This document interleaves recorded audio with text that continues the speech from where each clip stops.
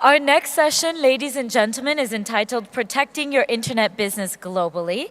And I think that's a very pertinent topic to understand and grasp in today's ever-expanding global economy. Now, we really do have the expert to talk to you about that, Mr. David Sneed.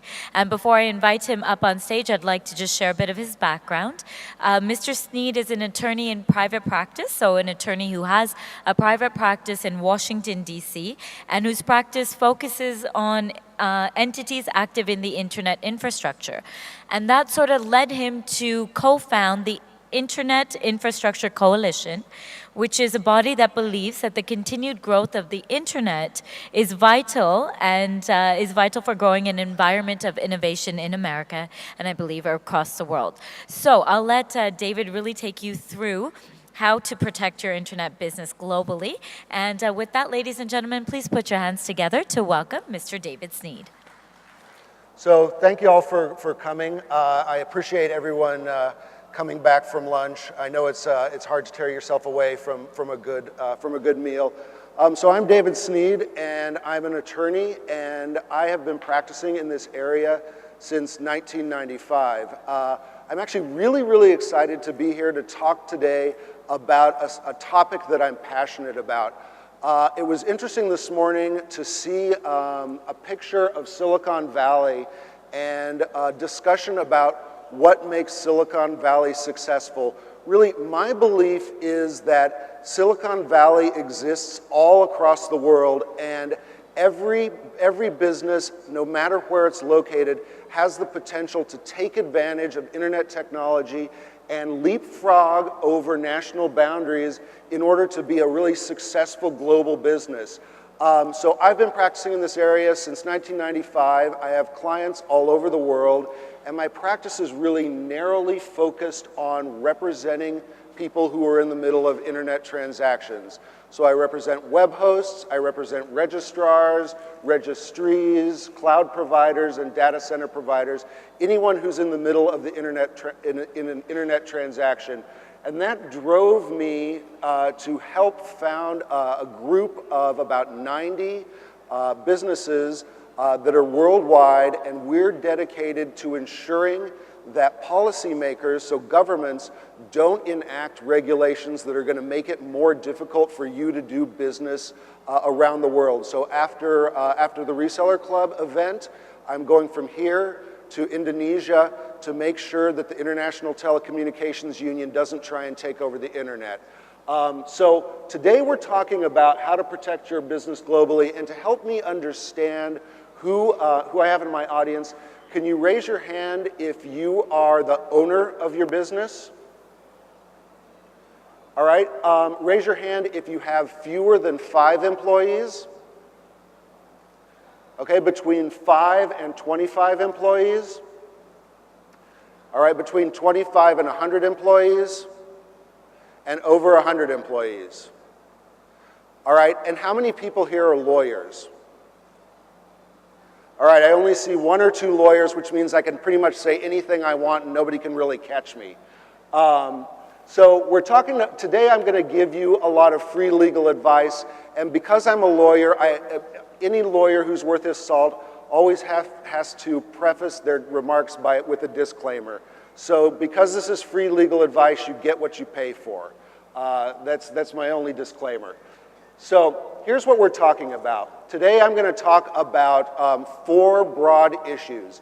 We're going to start out with how to begin to create a user agreement that protects you globally.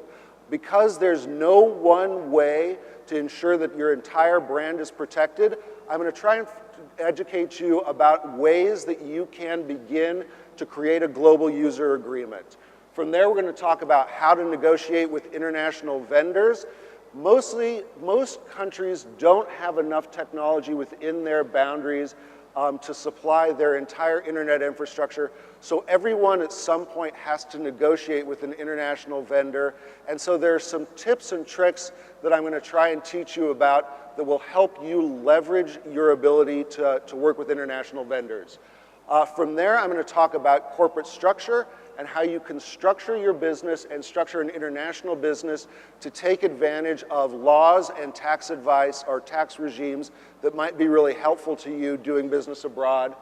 Finally, I'll talk about abuse issues, and this is how you handle things like spam, how you handle issues like law enforcement requests for data, and how you handle issues related to abuse of your network resources. I'm happy to take questions at any time. It seems like the speakers in the past have been taking them at the end, so I'll leave about 5 minutes for questions at the end. If you see anything on my slides that you disagree with, feel free to raise your hand. I don't know any lawyer who wouldn't want to debate with someone who's trying to question what they have on their slides. So feel free to raise your hand, and I'll try and take any questions or comments. So here's where we're going. Here's how you begin to create a global user agreement. On the left side are some pretty specific issues that are related to contracts with vendors. Next to that are customers and issues that you really need to ask yourself when you begin to create customer-facing agreements. There are a couple of issues that I'd like to bring to your attention here. The first is, can you provide service during the term? One of the issues that I see with a lot of my clients is that they fail to look at all of their agreements and ensure that those agreements aren't going to end before the end of their term with their customers. So in creating user agreements, you need to make sure that you've ensured that you can provide service during the term. The second issue that I'm going to bring to your attention here is whether or not the vendor can raise fees during the term. And what that means is, if in your agreement with your vendor has reserved the right to raise their fees, have you thought about that when you're creating your end user agreements? The final thing that I just bring to your attention here is keep in mind your exit. How many people here expect to sell their businesses before they die? Nobody here expects to sell their businesses? All right. If you expect to sell your business, you need to keep in mind your exit and make sure that your user agreement takes that into account. Now, all these things are really important because from a lawyer's perspective, here's what they do. All these issues fall into four different buckets here. They fall into your customer-facing agreement or your terms of service, your service level agreement, which is what you promise to do for your customers if something goes wrong with your service, your acceptable use policy, and that's what your customers can and cannot do on your network, and finally your privacy policy, and that's how you agree to protect or not protect your customers' data. What I suggest to my clients is that they do this. At the heart of any customer set of facing agreements is your customer. The first thing that you need to think about is your customer when you're creating your global user agreements. Within that customer agreement, there are 4 different concepts that we're going to go through that you need to consider and draft in your global user agreements. One thing to point out here is you don't need to have all 4 of these agreements. I know that it's pretty common practice to have a terms of service, a service level agreement, and a privacy policy, as well as an acceptable use policy, but you can do whatever works best for your business in creating a global customer agreement. So in looking at what you can put in your agreements, let's start out with the terms of service. In the terms of service, you need to start out by looking at these 4 things. There are 2 issues here that I'd bring to your attention. The first is you need to start with your vendor contracts. What does that mean? You actually need to look at all your vendor contracts and determine whether there are provisions in your vendor contracts that you need to include in your user agreements, because you don't want to violate your vendor agreements and have your vendor terminate service with you in a way that keeps you from providing service to your customers. The second issue that I'd point out to you is you need to consider your place in the market. You can't be all things to all people. So find out what makes your company special, and in your agreement, Discuss those and protect yourself in your agreement for those particular things. You can't be all things to all people in your agreement, and so figure out what your place in the market is. So what are the things that you need to include in your terms of service? Here are a bunch of different issues that I encourage my clients who are competing globally to include in their agreements. And there are a couple here that I'm going to point out to you that I think are crucial. The first is resource usage. How are you going to measure things like bandwidth, data transfer, and those types of charges, and how are you going to charge for them? How does that map back to your data center contract, your other vendor contracts, where you're going to be charged for resource usage yourself? Second issue that I bring to your attention is ownership. Between 20 and 50 ownership disputes a month for my clients, where one person is claiming that they own data versus another person. In your global agreements, you need to consider how you're going to handle ownership and set out who owns the data and what they have to do to deal with it. The third issue that I'd point out to you on this slide is termination. You always need to give your customers a way to get out of their contract. If you don't give your customers a way to get out of their contract, they're going to try and get out of it however they can. There are a number of ways that they do that. I have clients who have customers who begin to spam as a way to try and get out of a contract with an early termination fee. They start engaging in abuse, or they hire a lawyer. One of the best ways to minimize your lawyer fees is to include a termination provision. So each of these things are things that need to be in a global terms of service, and you need to consider doing them. I'm not going to talk about all of these particular issues, but those are the three that I'd encourage you to focus on. So moving on, what is the key point that you need to talk about? Your terms of service needs to tell the truth. Your terms of service needs to reflect your brand.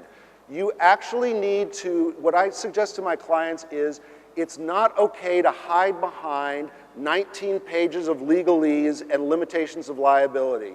You actually need to tell the truth in your customer-facing agreements. It actually reflects your brand and helps your credibility in the marketplace. So the next issue is your service level agreement, or what your customers get if you aren't able to perform the way that you say that you're going to be able to perform. There is not a hosting provider, there is not a cloud provider, there is no business out there that doesn't make mistakes. Your service level agreement is how you keep credibility with your customers and how you keep customers. In creating your service level agreement, there are two issues, or three issues that I want to bring to your attention here. The first is only put in your service level agreements what you can actually deliver. I understand that there's kind of a standard service level agreement in the hosting industry, but if you can't provide 100% uptime, don't put in your service level agreement that you in fact provide 100% uptime. Then that goes to my second point. Asterisks don't protect you. In your service level agreement, if you have a bunch of asterisks or a bunch of disclaimers that say, yeah, we have 100% uptime, except on Tuesdays, and maybe not if it's raining, or if our vendor turns off the power, that doesn't protect you. In fact, it undermines your credibility in the marketplace, and there are a number of countries around the world that won't allow you to take safe harbor in those asterisks. The final thing in your service level agreements is you need to have your technical staff ensure that you can meet your service level agreements. Don't create a service level agreements unless your technical staff has gone and tested your systems. So what's the bottom line for service level agreements? Your service level agreement is not just marketing. Your service level agreement is a binding legal contract that's enforceable in almost every country around the globe, and you need to consider it to be part of your contract and your contractual obligations. So the next issue is privacy. Privacy policies are something that they've been around for about 10 years. The issue with privacy and privacy policies is that there's no one definition of what people consider to be private information around the world. So the way I talk to my clients about that is you start with your home country's laws in describing privacy, and then you look at your target market. What does that mean? Well, for example, if your target market is the United States, you understand that in the US, people in the US are very concerned about numbers. I'm very concerned about my social security number. I'm very concerned about my birth date. And so if a vendor is soliciting my social security number, it needs to be covered in their privacy policy. Also, in the US, privacy policies are considered to be contracts, so you need to consider that as well. Another example is in the European Union. If you're marketing to the European Union, Europeans are very, very, very concerned about cookies. So you're going to need to include in your privacy policy a provision that deals with cookies. One of the ways that you can begin to create a global privacy policy is to understand your vendor contracts. So one of the themes that you're going to hear throughout my talk today is that your vendor contracts provide a really good roadmap for creating policies that work for you globally and also minimize legal risks. You never want to have a gap between your vendor agreements and your customer-facing agreements. The most important thing on this slide for you to think about is the third bullet point. If you're actually selling information in your privacy policy, you have to disclose that. It doesn't matter how many asterisks that you put in your privacy policy. If you're selling information, you have to disclose that. And it's important to understand this point. If you ever sell your business, you're selling your customers' information. So you need to include in your privacy policy, in any global privacy policy, a statement that on the sale of your business, all customer information is going to be transferred to the buyers. So what are some things that you need to think about in your privacy policy? The first is you need to describe the term personal information. Personal information is not something that is legally defined in very many countries. The second is you need to disclose monitoring tools. If you're using Google Analytics, you actually need to go look at the Google Analytics page and see how Google is actually using that data. Again, you need to disclose the sale of the data and how you might sell it. And finally, you need to think about how long you're going to keep data and whether you want to keep it past the time that your customer has terminated. This is a really important point, and a lot of my clients talk to me about data retention, and I ask them, well, how long are you going to keep your customers' data after they terminate? And they say, oh, we need this data. We think it might have value. We're going to keep it forever. You really need to determine whether that's a good idea. And the reason is this. You are responsible for that data while it's in your possession. So after a customer terminates, if you keep their data and you have a data breach down the road, not only are you going to have to comply with your contract terms, but you're going to have to comply with privacy policies and privacy laws as they've evolved since you actually came in possession of that data. So what's the bottom line for privacy and privacy policies? Your privacy policies are contracts, and you need to think about them that way. They need to be drafted like contracts, or if you're keeping them in a single agreement, they need to be included in your customer agreement. So the final group of concepts in a customer-facing agreement is an acceptable use policy. An acceptable use policy is what your customers can do on your network and how they're going to be able to use your resources. There are a couple of things I'd point out for an acceptable use policy. The first is determine what is acceptable in the marketplace. And that doesn't mean you go, for example, to Rackspace and steal Rackspace's acceptable use policy. What that means is you actually go and you determine how other companies have solved problems that face your business. Let me tell you one thing about customer-facing agreements. You always want to have a customer-facing agreement that reflects your business. You don't want to steal agreements from other people. And so you look at the marketplace and figure out how other people have solved a problem, and you draft provisions that reflect your vendor agreements. Two things that I'd point out to you here. The first is offensive content. How are you going to handle offensive content? How are you going to handle things like hate speech? Are you going to provide services to entities that engage in adult content or pornography? If you are putting your servers in the US, are you going to allow gambling? So how are you going to handle offensive content?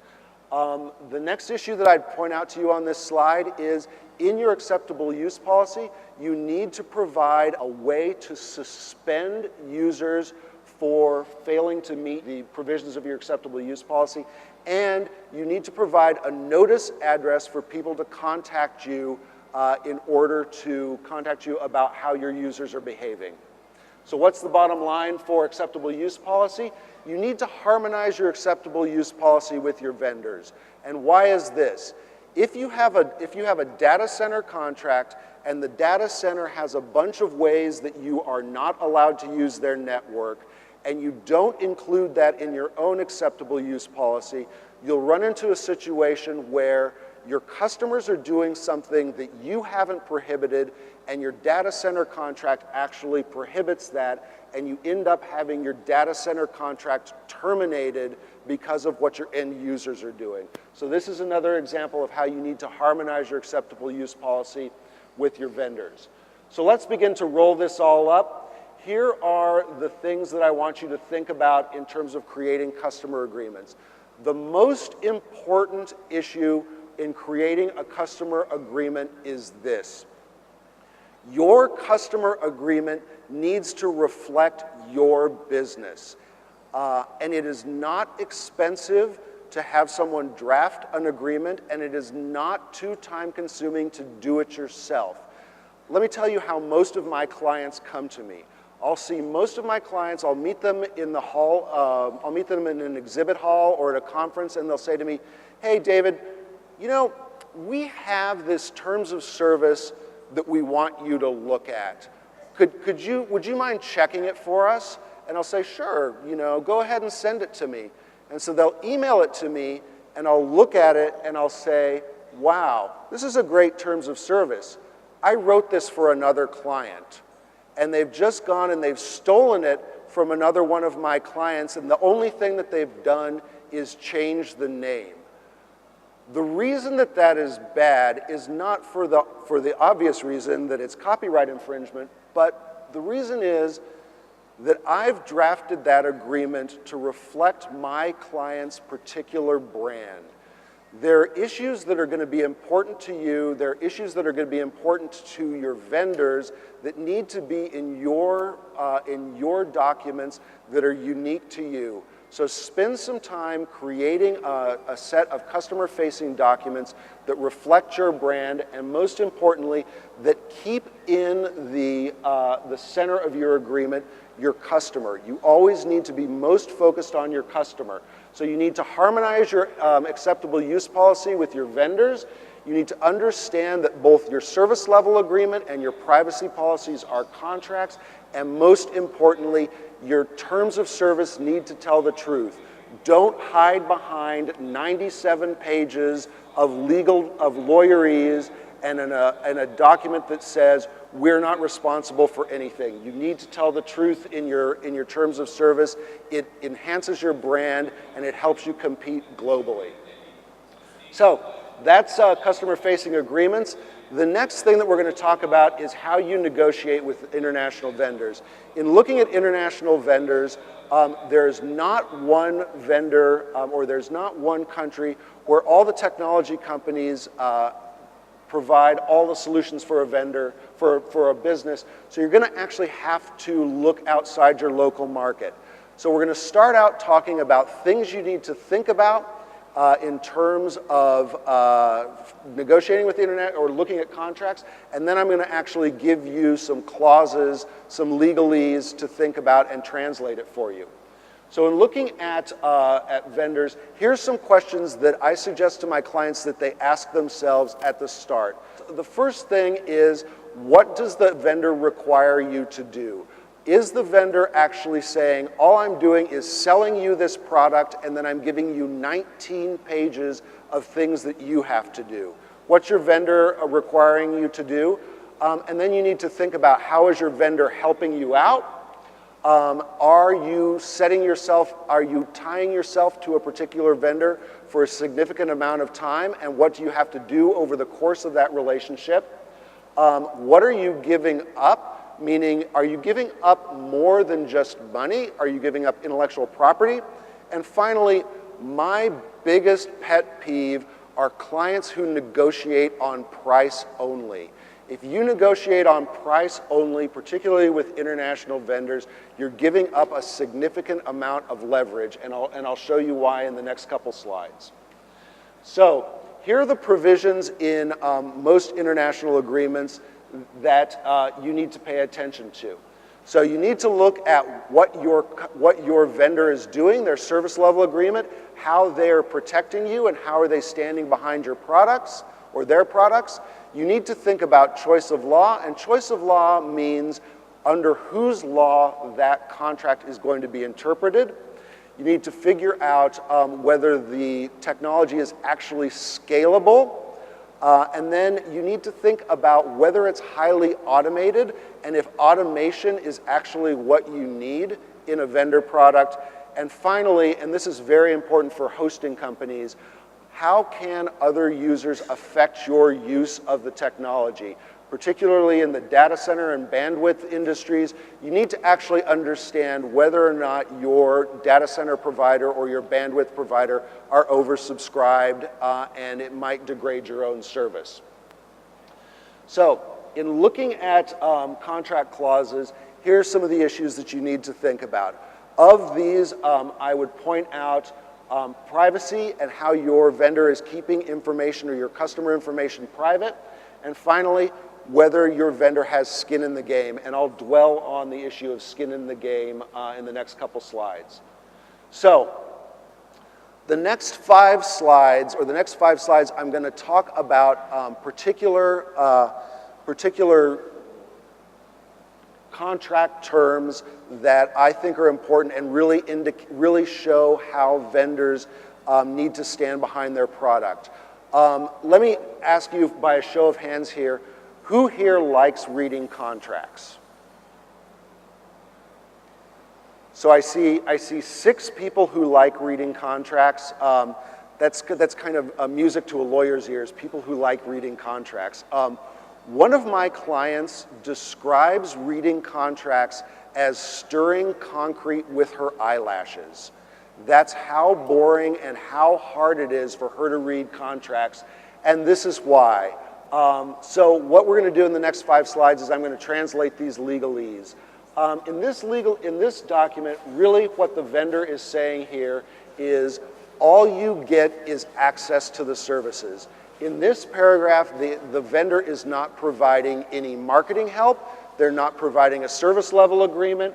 They're not determining how you can gain access to the service. So what's the bottom line here? Vendors need to stand behind their products.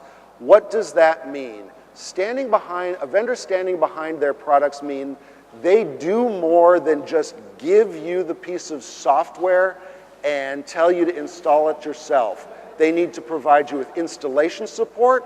They need to provide you with marketing support. They need to provide you with technical support. And you need to negotiate that in your contract from the beginning. And that's what I mean by don't negotiate on price alone. You need to ask for your vendor to be proactive. You need to ask for them to provide you with marketing dollars, and you need to ask them to provide you with technical support. Again, looking at this provision, if I were to look at this contract or this provision for my clients, I would say to myself, if you look at this last sentence, company's sole and exclusive obligation is to make the service available to the customer as set out in the SLA. You need to ask yourself this question: who's going to measure the service level agreement? what data is going to apply, and what happens when your vendor fails to meet their service level commitments. So what does that mean? If you don't understand the product, you should find or get assistance. Your vendor should say to you, here's what our SLA means, here is how it's interpreted, and here is how we will help you meet it. And if we don't meet our service level agreement, you can get out of your contract. You should never sign a vendor contract if your vendor isn't going to provide you a way out of the contract other than paying an early termination fee. So let's move on to the next piece of legalese. This is something that I see quite often, and this provision actually says the company owns everything, you own nothing. Intellectual property, your company's intellectual property is your most valuable asset. If you're selling your company and you want to sell your company for more than just the revenue that you're generating, the only way to get a higher valuation for your company is to have very, very valuable intellectual property. So in looking at vendor contracts, you need to pay very close attention to what you're giving away to your vendor in terms of intellectual property. So you need to ensure that if you're providing intellectual property to your vendor, they're protecting it and they're giving you something in return, and they are ensuring that you remain the owner of it. So the bottom line here is this is actually your most important asset. You need to make sure that you keep it and that your vendors protect it and that they don't appropriate it for themselves. So, looking at the next slide, this is one of my favorite provisions in a contract. If you look at this provision, what this provision is this is an early termination provision. Most vendors are going to have an early termination provision in their contract, and in fact, when you're drafting your customer agreements and your customer-facing agreements, you're likely to have an early termination provision in your own agreement. But there needs to be a path to termination other than paying an early termination fee. There needs to be flexibility in your agreements. When you're thinking about vendor agreements and when you're thinking about customer agreements, you need to think about them as a guide to your relationship. An agreement is not what happens when the parties get unhappy and keeps them from suing each other. It actually is a guide to the relationship. What happens when our product doesn't work? What are we giving you if our product doesn't work right? What are we doing to nurture the relationship? And if the relationship doesn't work out, what can the parties do to get out of the contract without fighting with each other? So if in fact there's an early termination fee, you need to negotiate with your vendor to provide another way of an exit. So how do you determine if there's going to be an early termination fee in your vendor agreement? You need to look for words like year and term in the agreement itself in the same sentence. Looking at those, for those words, you're going to find an early termination fee, an early termination agreement. So finally, the last piece of legalese that we're going to look at is this. What this particular sentence says is you're responsible for all maintenance. Again, for internet infrastructure providers who are looking at vendor agreements, your vendor needs to have skin in the game. But more importantly, you need to understand how your vendor's products are going to work in the upgrade and update cycle. So that means you need to understand how upgrades, updates, and versions work.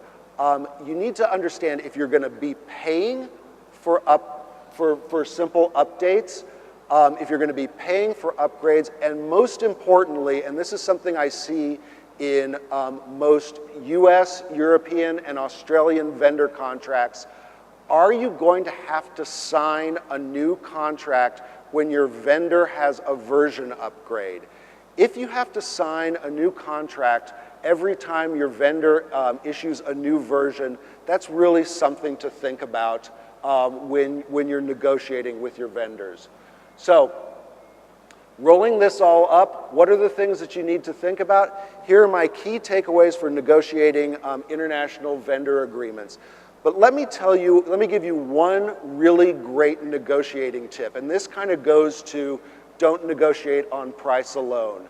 When you meet a vendor and you say, send me a copy of your contract, and they send you their contract in a PDF form, the best response to that is, that's great, send me your contract in a Word document because I'm sending it to my lawyer too.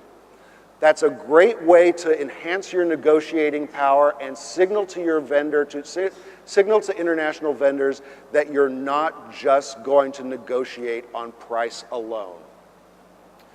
All right, so let's talk about corporate structure. The reason that I'm talking about corporate structure today is that for most companies who are competing in a global marketplace, very often it's not enough for them to have a corporate structure in their home country. There are a number of reasons for that. In some cases, some countries' laws don't protect intellectual property as well as others. In other cases, there's a need for maximizing tax treatments. So what do you need to think about when you're thinking about corporate structuring? Here are some issues that I'd like you to consider for corporate structuring. The first is when you're creating a another corporation or another corporate entity outside your home country, you need to figure out how you're going to determine which pieces of the corporation owns what. The next issue is what type of entity. The reason that I talk about what type of entity is because you're moving beyond your comfort zone or your home country comfort zone, you need to determine whether you're going to have filing requirements that you're going to be able to meet. 9 times out of 10, when I have a client who's going through a corporate merger, they end up having to spend between $10,000 to $50,000 on a lawyer trying to clean up all these filings and all these meetings that they were supposed to have because they didn't have time to get around to having meetings. So you need to figure out whether that entity is right for you. The third thing is, where are you going to put the entity? Let me give you a piece of advice. Somebody that you meet at a cocktail party who has formed a company in the Cayman Islands and is telling you that the Cayman Islands is the best place for you to put your business is probably not the person you should listen to in getting corporate formation advice. You actually need to talk to someone who has done business around the world when figuring out where to form your corporation. The next issue is tax issues. You need to talk to a tax advisor who has specific experience forming corporations outside of your home jurisdiction. And finally, you need to determine whether or not you're going to have to appoint a registered agent or someone in a country. But what's the bottom line for this? The bottom line for forming a corporation is tax treatment controls. Don't decide that you're going to open an office in Amsterdam and create a subsidiary in Amsterdam without talking to your accountant in your home country and figuring out whether that's going to have tax implications to you.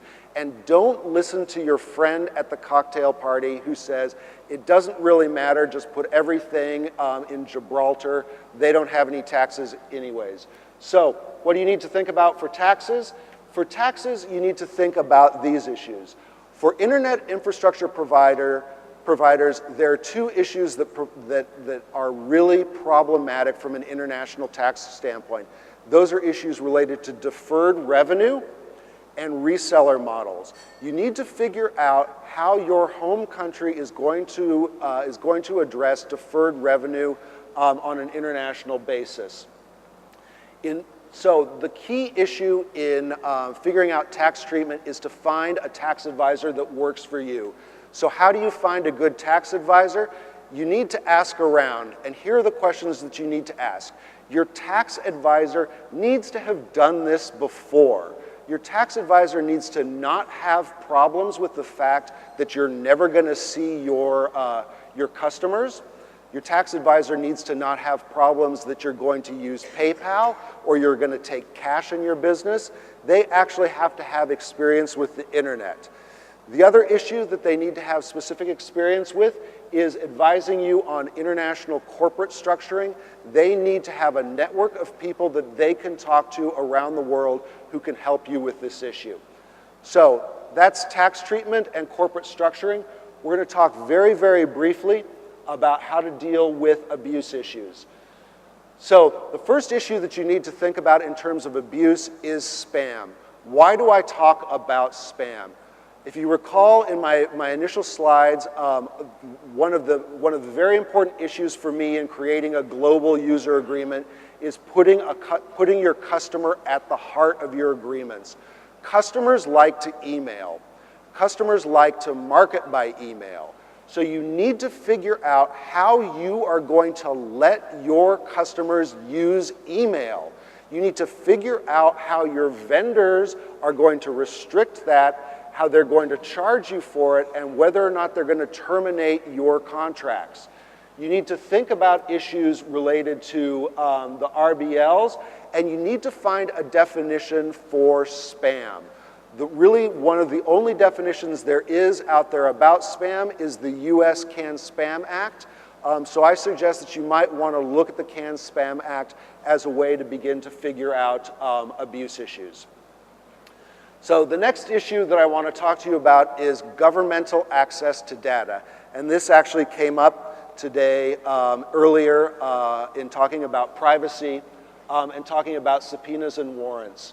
This is an actual subpoena from the US and what this entity, what the FBI is looking for from my client, any and all information, including backup tapes that are past or current for email accounts. What do you need to think about when you're thinking about governmental access to data? You need to not ignore requests from law enforcement. You need to calendar your response, and you need to ensure that you meet the deadline.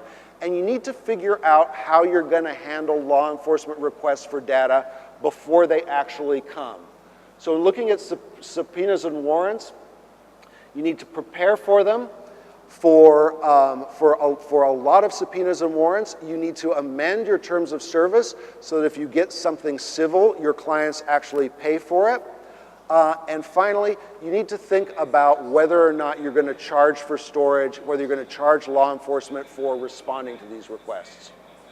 So, rolling this up, for subpoenas and warrants, you need to review, verify, schedule, and comply.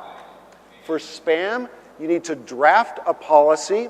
You need to actually post your contact information so that people can contact you when they have a complaint about spam. For abuse, in your acceptable use policy, you actually need to talk about this in your contract. You need to actually have a method for suspension in your user agreements. You need to determine your suspension procedure up front and not do it on the fly.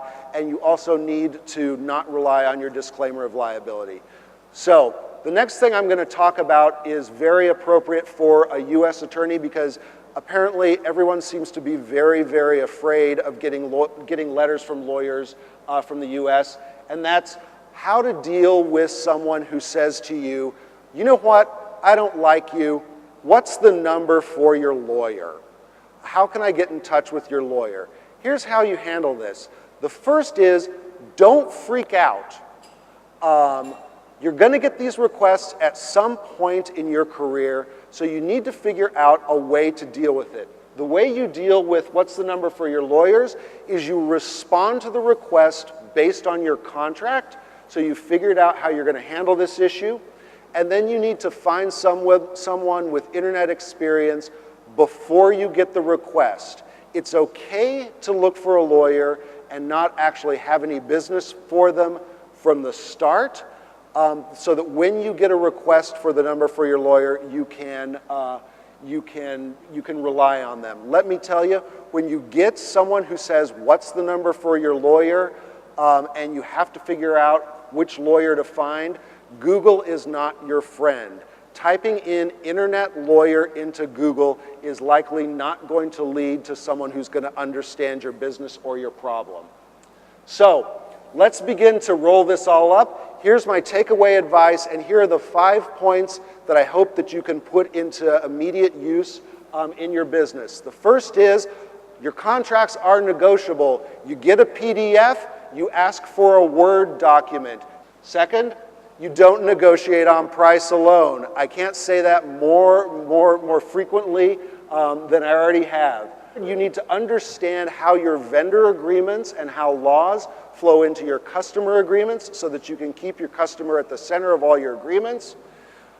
Fourth, you don't lock yourself in for more than 2 years. If you're going to lock yourself in for more than 2 years, your vendor needs to give you something very, very valuable in return, and there actually needs to be a path to termination prior to those 2 years. And finally, in all of your agreements, in all of your negotiations, you need to tell the truth. It is not enough and it is not sufficient to rely on your agreement and say, we are only responsible for 1 month's fees. That is not enough to insulate you from liability. Figure out what your brand means, figure out what your marketing position is, and create documents that tell the truth. That is the best way to avoid liability, and it's the best way to create a brand and create a global set of agreements that are going to work globally. So here's my contact information. All of my slides are on my website, dsneed.com.